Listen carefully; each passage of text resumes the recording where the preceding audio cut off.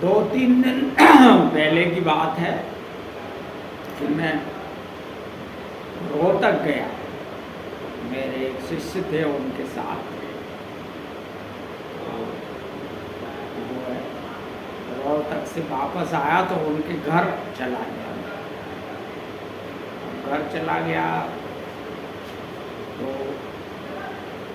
उनकी बेटी फिजियोथेरेपी में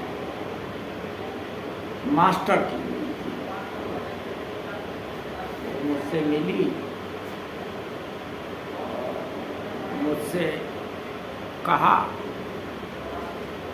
मैंने उसका माथा देख के बताया कि तू तो ऑलरेडी स्पिरिचुअल है, आध्यात्मिकता तुझे मिली हुई है पूर्व जन्म से। तब उसने बताया कि जो है बाबा में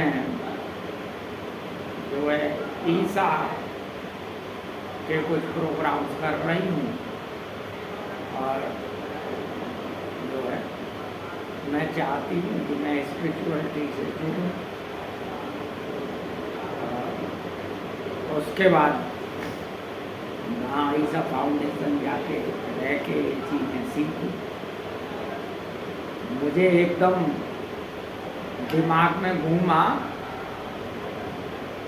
कि जो है स्पिरिचुअलिटी की तरफ आज के बच्चे पढ़े लिखे दौड़ रहे हैं। जहाँ कहीं उनको भीड़ दिखती है ना किसी बाबा के यहाँ, तो वहाँ फट से पहुँच जाते हैं। कुछ लोग तो अपना जीवन वहाँ समर्पित कर देते हैं। ऐसे ही कृपालु जी के यहाँ कर दिया करते थे, प्रेमानंद जी के यहाँ, रविशंकर के यहाँ, और अभी एक नए चले हैं सदगुरु ईसा फाउंडेशन वाले, उनके यहाँ भी बड़ी भीड़ है। कई केस वेस भी लगते रहते हैं। आसाराम जी चले थे तो उनके यहाँ लोग अपने को समर्पित करते थे। राम रहीम जी चले, रामपाल जी चले,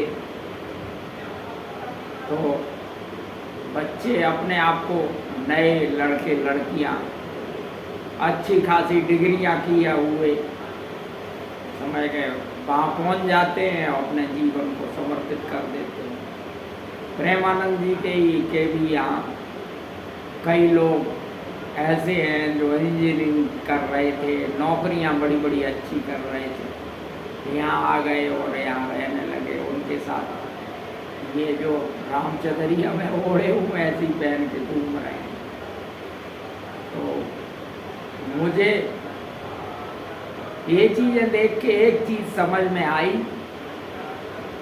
कि स्पिरिचुअलिटी को कुछ लोगों ने कमाने का बिजनेस बना लिया है। स्पिरिचुअलिटी वगैरह कुछ नहीं है इनके पास। और मैं तो बार बार कहता हूँ, भगोड़ों के पास स्पिरिचुअलिटी कहाँ से आई? भगोड़ा थोड़ा ही स्पिरिचुअल हो जाएगा। स्पिरिचुअलिटी तो भौतिकता का शिखर है। जिसने भौतिकता में जीत पाई, या जो है उसके पिता के समय ही इतना था उसके पास, उसने भोगा और वो तंग पड़ा और स्पिरिचुअलिटी की तरफ भागा। तो मेरे हिसाब से जो स्पिरिचुअलिटी है वो भौतिकता से जब आदमी उगता जाता है उसके बाद उसे स्पिरिचुअलिटी प्राप्त होती है। और स्पिरिचुअलिटी का मतलब ही क्या है? फिर मैंने उस लड़की को समझाया, स्पिरिचुअलिटी का मतलब है मुक्त हो जाना। काहे से मुक्त हो जाना? काहे से मुक्त हो जाना? शोक और भय से। जो दो चीजें हमारे जीवन में कि हर बात का शोक होता है हमें, और हर चीज से हमें भय लगता है। तो इनसे अगर हम मुक्त हो जाएं तो निश्चित ही बात है कि हमारी मुक्ति हो गई, हम स्पिरिचुअलिटी को प्राप्त हो गए। जब हमें मृत्यु से भय न लगे, चाहे हमारा लड़का मर जाए लड़के से हम प्रेम बहुत करते हैं, लेकिन मर जाने पे कोई शोक नहीं करते। जानते हैं कि भाई जब तक था हमने खूब ध्यान रखा उसका, हमारे जो कर्तव्य कर्म थे वो हमने किए, गया तो वो उसका समय था। तो मूलतः बात ये है शोक और भय से मुक्त होने। शोक और भय से मुक्त आदमी वो ही हो सकता है जो अपने कर्तव्य कर्मों को ढंग से निभाएगा। दूसरा कोई रास्ता नहीं। जहाँ वो पैदा हुआ है तो उसका एक स्वधर्म बन गया वहाँ, जैसे परिवार में पैदा हुआ, जैसे माता पिता हैं, आगे और जो जुड़े बीवी बच्चे, कुल रीतियाँ, कुल मान्यताएं, ये सब चीज़ों का कर्तव्य कर्मों का एक जो समूह बनता है उसको हम धर्म कहते हैं। जिसने कर्तव्य कर्म का पालन किया उसका धर्म पालन हो गया, और जिसने धर्म पालन किया वो शोक और भय से मुक्त हो गया। हो गई जी मुक्ति। रही बात भगवान से मिलने की, तो भगवान से तो तुम मिले हुए हो।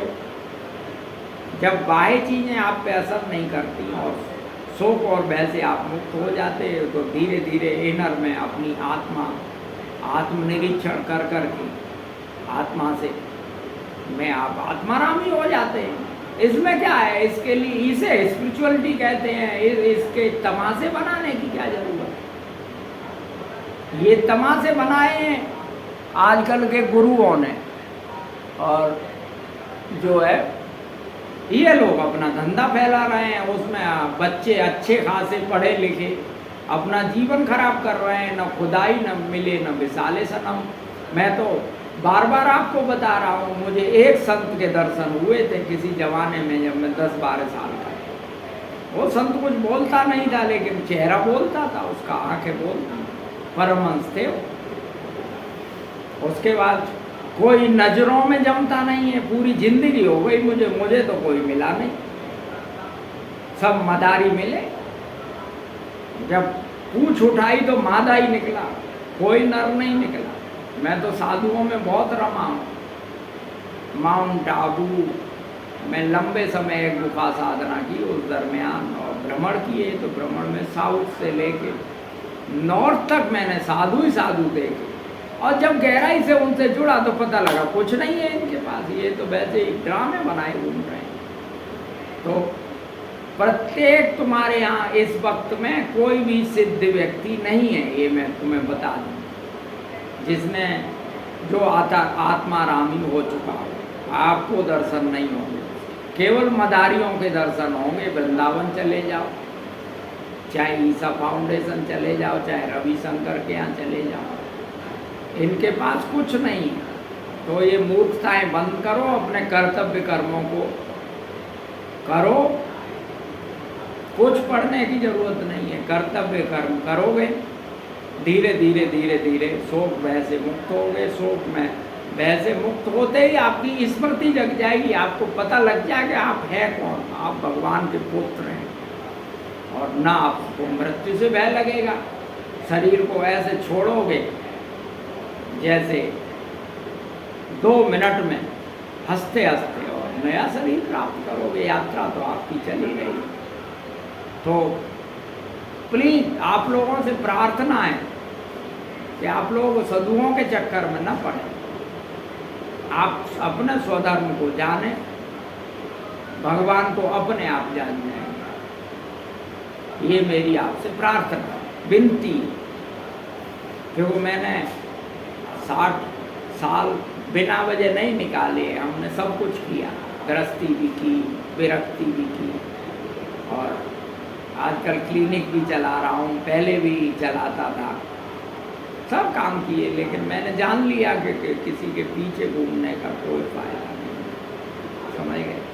तो इसलिए हमारे चैनल को लाइक करो, कमेंट दो।